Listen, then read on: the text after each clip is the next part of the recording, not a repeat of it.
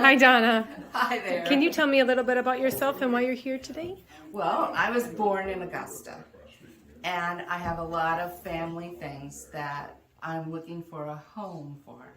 So I don't want them to just be thrown away or put in a thrift shop or something. And my children, while they appreciate it, they didn't know these people, so they're not that interested. They didn't grow up in Augusta like I did. So I moved away from here when I was 6 years old to St. Charles. But my grandparents and my great-grandparents still lived here, so I spent lots and lots of time here. In this house? Not this house.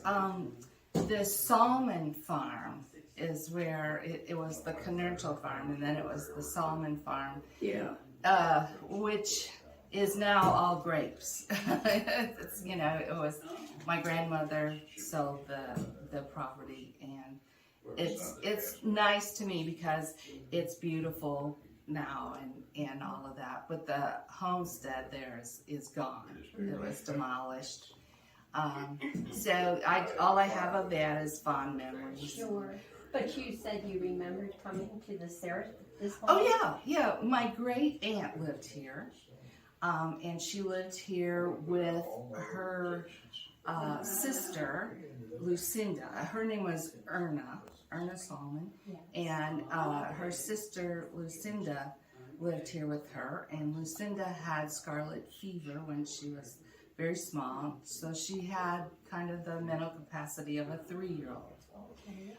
And so we used to come and visit her, and she would sit in front of the window in there, and she, she wasn't super responsive, kind of like a 3-year-old, she'd get into something and then she'd be off somewhere else.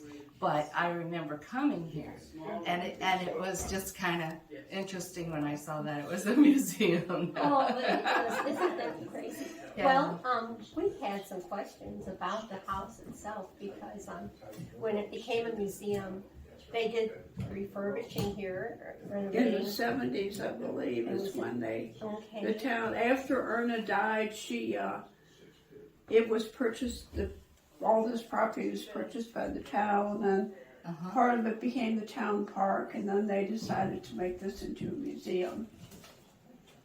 Yeah, I knew that part of it. But after that, I didn't know what happened. We have a question now, though, because there had been a porch at some point on the back of the house. Mm-hmm. Do you remember that? Okay. It probably didn't look like this, but this is something we're hoping to maybe put on the back of the home. It was a lot of rock. Yeah. Was there a deck on the top, or was there a kitchen? There was a kitchen in out that construction? door in there, Okay. and you went out, and it was all glass, which was really kind of strange. There you go. And then underneath it there were like rock pillars, Okay. holding it up. I see. Okay, to support it. Yeah, you would need that for a kitchen, I guess. And was there a little porch on the side of the house? Kind of a wraparound porch? No. No, I don't think so. No. We have an old photo. Well, not that I remember, Okay. but I'm old, so I don't know. That's okay. Yeah. But I know that the kitchen was fascinating to me because it was really junky. She had so much stuff, and back then people canned everything, and there were just shelf after shelf of canned goods. Okay. And I guess that the temperatures helped too, Sure. because it was cool there, so she had a lot of things that she put outside, I see. sort of. Well, there's no running water in the house, so the original house, of course, Oh, didn't no. have it. So they must have had a water source then. There was a cistern Okay. right out the back door. Okay, Yeah, And there then- was a big cistern. And then that's what they used for their water. Uh-huh. All the water. Okay, yeah. Yeah. All right, well, that's good information to know. And Yeah, I could almost point to where the cistern was. I remember that. Okay. You know, there's just odd things that you stick in Sure. your mind. There is a little pump there now, but it's connected to city water, right? Uh-huh. But we thought there might have been a cistern on the side of the house. There was a downspout that was going into it, but you know, after many rains, you know, some of the water starts to leak in. So we just recently had that diverted so that it just flows over the side of the property. A lot of those old cisterns. Yeah. You know, or they had 2 or 3 of them, Mm-hmm. and they were for different purposes. Okay. Yeah, because you had a cistern where you had drinking water, Okay. and then you had a cistern where you watered your garden or that kind of stuff. And that wasn't, you know, and for your animals, that wasn't sanitized or anything. Sure. Okay. Yeah, and the other cisterns, I remember as a little girl, they would clean them out and they would put lime inside and, you know, sanitize it basically. Right. Yeah. Right. Yeah. Okay. Well, now that kind of helps with that mystery a little bit. I made copies of some of the pictures and articles about comments that were in the family tree books. I didn't know whether you had yeah. a copy. That. Yeah. Where you've been? Yeah, when you have 10 kids, you have a bunch of descendants. Yeah. Yeah, as a matter of fact, I think I have some of these pictures with me. Is this for me? Yeah, those are all for you. Oh, thank you so much. Yeah. That's nice. And I believe that my son put it on, he digitized it, so the family tree book. So if I get your email, I can check it and see, Oh, I check love that. what he said and email the link to you. Oh, I would love it. Yeah, I know it's super interesting, and he did such work to get it all together. And it hasn't been updated since the 1970s, so he was going to update it, but never. Grandfather was in World War I, so I don't know, you know, what about them, but I know they were in a drawer. So, and that's a picture of Otto Solomon. All the pictures have, you know, like it says something on the back. These are daguerreotypes. This is a street directory. It is from St. Louis, but it's from 1934, so I didn't know if you would have any interest in that. It's just unusual things. My great-grandmother's gloves. And a curling iron. And do you know what these are? They're awls, aren't they called awls? They're boot hooks. Oh, boot hooks. For when you wore shoes that had buttons, they're boot hooks. Yeah, they're very old. This was a prescription box from the 1900s. Early. Oh my goodness. Empire Drug Company. Yeah. Okay. And then these are all the Papa's reading glasses.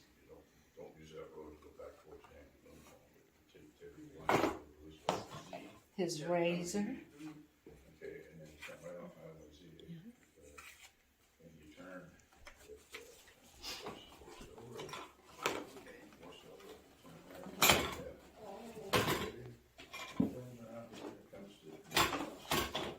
Now, these are all pictures, and some of them, like this one, it's the Lutheran Church Band. Oh. Do we have that? No, we don't. Nice. This is Christian Knutschild and all of his kids in 1914. Oh, I haven't seen that one. Oh, that's neat.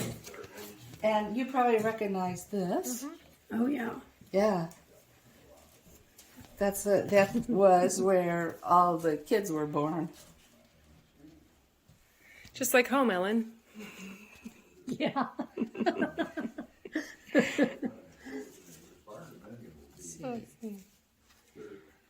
And then these all have the names of who they are. This is my great grandma. This is my grandmother. Sorry, this was Gertrude Salmon. And her name's on there? Yes, Perfect. and the date. And this was Minnie Budenthal? Bundenthal Bundenthal. or Bundenthal. Okay. And that's Herman and Clara, my great grandparents. This doesn't have their names. One of the Another kids. one of Christian's daughters. Yes. Oh, Linda. Look at that He hand. had 8 daughters and 2 sons. And this is, that's her wedding picture. Linda and her husband, Fritz. And I think that says Fisher. I can't really, that's in my grandmother's handwriting. Their last name was Ford. Oh, Ford? Yeah. Okay. No, Ford, F-U-H-R. Oh, Ford. Yeah, Ford. Yeah. And that's Clara and Gertrude, and with their first car.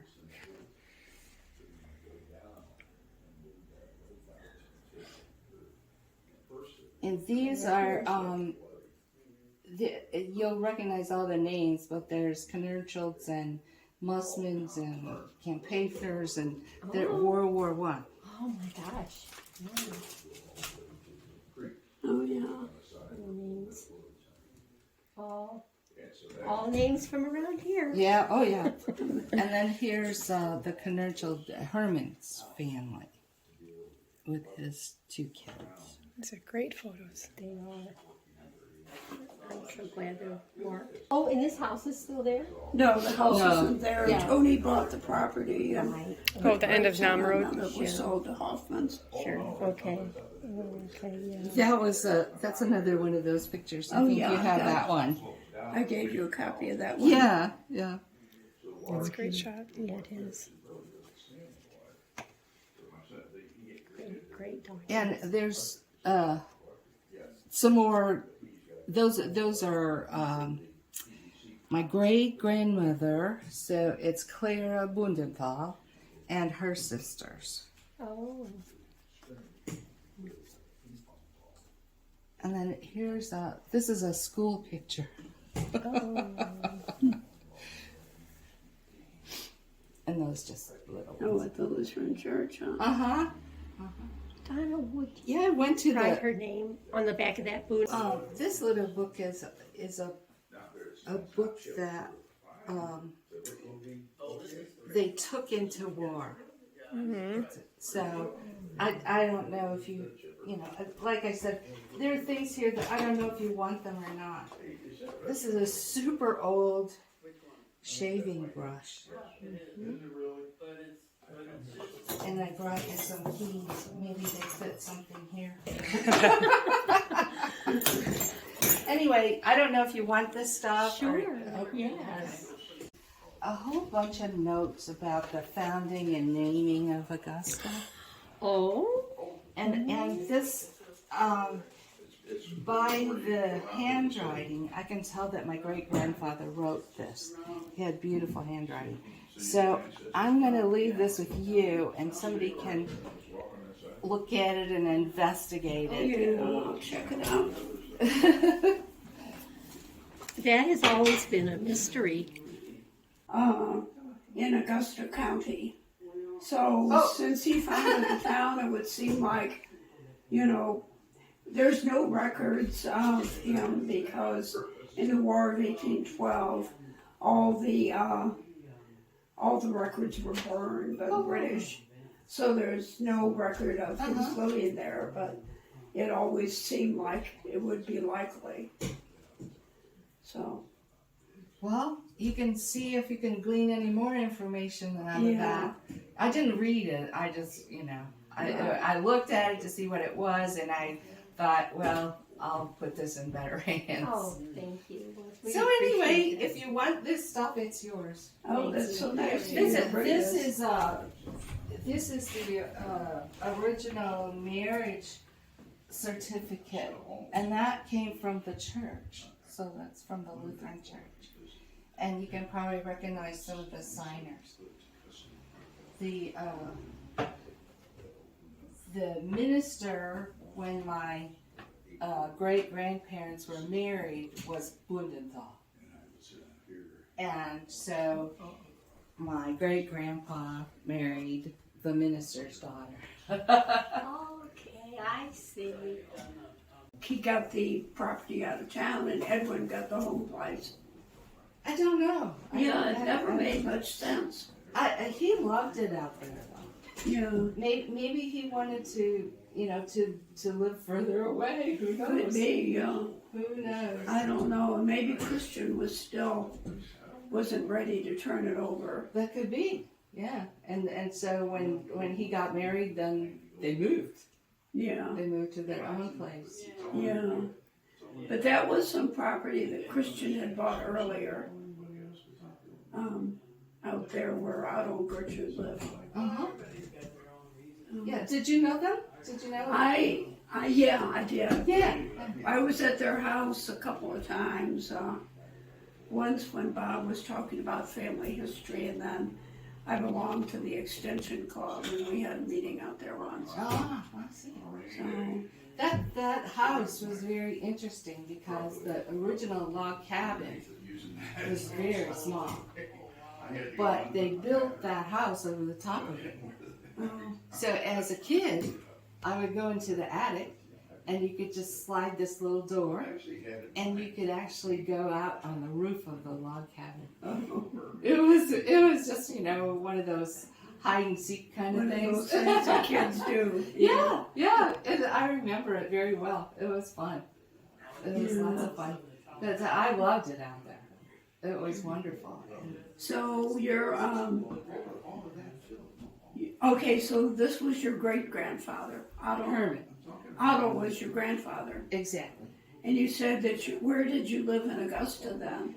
I lived at the corner of, let's see, Lower and Walnut.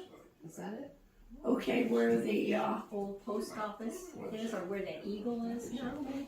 No, it was at the corner. Yeah, like I don't remember the street names. I remember. Oh, yeah, do we you know don't- where we don't Arthur know the street Heverkamp's store is? what? Arthur Heverkamp's Yeah. store. Okay. Well, I lived upstairs. That's Oh, okay. where they brought me home from the hospital. So I lived up above the store. Okay. And then we moved just a few feet down to a little house that used to sit there. It's not there anymore. It was a little tiny house. Oh, That's David's. what? That's David's house. It's across from the post office now.